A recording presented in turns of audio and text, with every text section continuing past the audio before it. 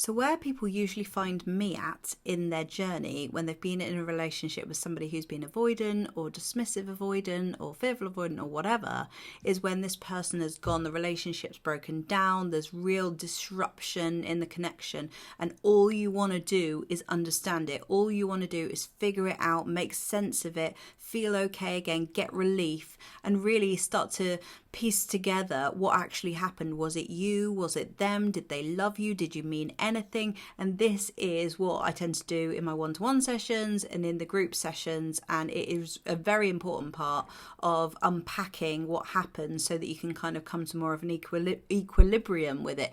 But the problem with this bit is that it can go on for a really long time if you don't catch yourself doing this, okay? Because I've seen people circling the story over and over and over again. And there is a very important place for being able to look back, reflect. Okay, what was my part in this? What was their part in this? Let me see if I can make sense. Can I get somebody else's opinion on this so that I can see, how do they see it from their perspective if they weren't in it? That tends to be what I do with my clients, right? But sometimes we address those things, and in the next call, we do it again. And we'll keep doing it again unless that person is willing to face disappointment and grief, okay? Also, to say, I had a really good call today with a one-to-one client, right? And we were talking about this analogy of, when you really want to fix something. And this tends to be the case with somebody who's an anxious party in a relationship with someone who's avoidant. All you want to do is fix it. You just want to understand it, piece it together. Like, if this goes there, if we did that, if we went to if they only knew this about themselves, then we could do this, we could go to this therapy, blah, blah, blah. And it's like, the analogy that I used with him today was, imagine like a bike that you love.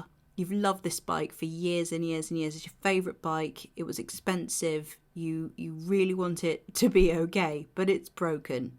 And you spent ages, lots of money on it, trying to fix it. And you go to it every day and you're like, oh, maybe I'll try this, maybe I'll try that.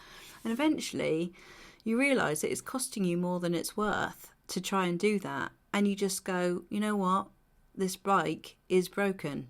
I need to get a different one. This one won't work. It's broken, right? It's the same sort of thing that we get to with these relationships where it isn't solvable. There's nothing to figure out. This is a situation that is unsolvable, right? A lot of the time, because either reason for that would be, and I'm not saying that these situations are not ever solvable, because if someone is willing to do the work, if you're with someone who's like, I want to take responsibility for my part, I want to do what I can do, I want to be in this, I'm in it with you, I'm here and I'm going to be consistently here even if it's difficult, then even if you're with someone who's avoidant, you stick it out together and you overcome those challenges, and then it mends over time. That's an example of when it is solvable, it is fixable, it is changeable, it is evolvable, right? It evolves into something new. But if one person is not willing and they're there, then they're not there, the trust is already severely damaged. Your trust and faith in them, your security in the relationship is already very, very, very shaky. You will struggle even if you want to trust them because of how they've behaved and shown you they can be, right? So it's being able to look at it and sort of think okay, realistically, it's that whole analogy of, if you drop a glass on the ground and you say sorry to it, does it fix it? Can you still use it? The water falls out of it, that kind of thing, once trust is broken, it's really hard. Really, can you do that? Are you willing to go through that journey to repairing trust with someone who is in and out, not 100% sure that they're going to stay? That's a very hard thing to do, okay? So sometimes the way that you stop obsessing is not by figuring out, understanding it more. You probably already do understand it, but more about being able to go, this is what it is. It hurts. This hurt. This is sad. It hurts. It didn't give me what I wanted. I don't know how to fix it on my own. I'm not supposed to fix it on my own. And therefore I have to walk away from the bike. right? And in a way that is sad, but it kind of gives you some relief that there's nothing to figure out. There's no kind of resolution. I think this is like another reason why people loop on it, is because they think they're going to get to the point where they go, oh, I understand it now. Yeah, I think I can let go. I think I've got to that point where I've got the epiphany. I've got it. Yeah, they're this, they're that, and I'm this and they're that and whatever. And you think that you're going to have an epiphany, and the epiphany never comes. So you keep looping it. And like Joe Dispenza talks about, the more you train yourself to think those thoughts and feel those feelings, the more you just do. So there's nothing to figure out. All it is an endless loop of you going, why weren't they different to the way that I wanted them to be? Why were they like this? I wonder if they would be different if we did this or that, or maybe this thing will trigger them into healing, or maybe that thing, maybe if I show them this movie. There's like an endless series of thoughts that you can go down if you're not careful and you don't like actually just walk away from the bike. And that is, I've simplified it. I know it's not that simple, but in just using that analogy to simplify something very complicated, right?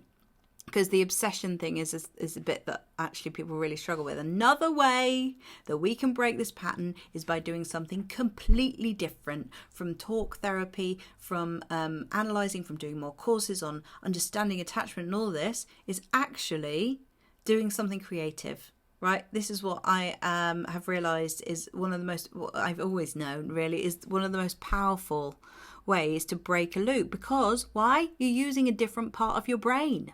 You're not using the same analytical, overthinking part of your brain. You're using the creative, free-flowing, intuitive part of your brain, which literally puts you on a different circuit. Yeah, so breaks the loop of overthinking and helps you to step back from the thing that is triggering. This is what I'm doing in my self-abandonment trap course. Please come. It's going to be awesome, especially if you are struggling with obsession, wanting to break the loop, wanting to do something different. You've tried talk therapy, you're going over it and over it again, you're talking about it with your friends a lot, and nothing is changing because you still keep going over the same story, asking yourself the same unanswerable questions, right?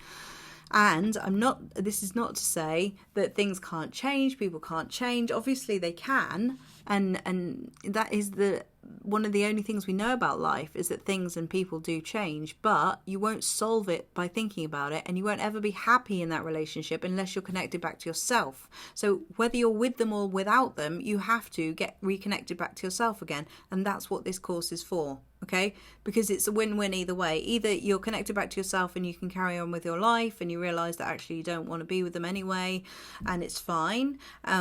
Or you realise that maybe you did want to be with them, but they are not right for you because they simply can't show up for you in the way that you needed. And that's fine too, because it's just acceptance. Or you realise that you can be together. Like, who knows? Nobody really knows. But it's being able to like not obsess about it and actually get off the hamster wheel of thinking and analysing and trying to figure it out, because that won't figure it out. All it will do is keep you in a victim state, keep you going around in circles, and keep you stuck thinking that you are less than. And that won't work. That dynamic in a relationship doesn't work when you've got somebody up there like that and thinking that they can solve your problems in some way. It's about being able to take ownership of your life again and feel better, honestly. So if you would like to go on this journey with me in my 6-week course, it starts on the 19th of May, or you can come to the living room, which is also a really nice space to just talk about whatever is coming up in a kind of drop-in like session series whenever you want to do that. But the course is all about creativity. It's about finding a new way to end the loop, which is not focused on them and more focused on you. Okay, so any more information about that you can find out in the links below, and if not, then I'll see you in the next video. Bye.